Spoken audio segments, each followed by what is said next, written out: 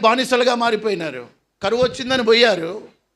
కరువు తీరిన తర్వాత మళ్ళీ రిటర్న్ రావాలి కదా. ఎన్ని సంవత్సరాలు ఉన్నారండి? ఎన్ని సంవత్సరాలు ఉన్నారు? అంటే వాళ్ళు వచ్చిన కనాను దేశాన్ని మర్చిపోయారు. దేవుడు వాళ్ళకు వాగ్దానం చేసి ఇచ్చిన ఆ కనాను దేశాన్ని మర్చి ఎప్పుడో బాగా బాధ వచ్చి ఖడ్గం వాళ్ళ నెత్తి మీద వచ్చినా అప్పుడు దేవుడు గుర్తొచ్చాడు. వారి మొర ఆకాశమునకు చేరిందంట. అన్నీ బాగుంటే దేవుడిని జ్ఞాపకం చేసుకోడు. మొక్కుబడి దేవుడు కావాలి.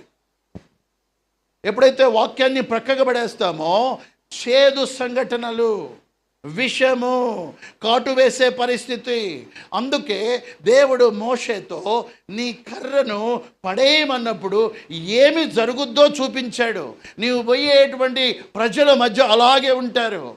వారు సణిగి సంహారకుని చేత నశించిరి. హెబ్రీయులకు రాసిన పత్రికలో వారి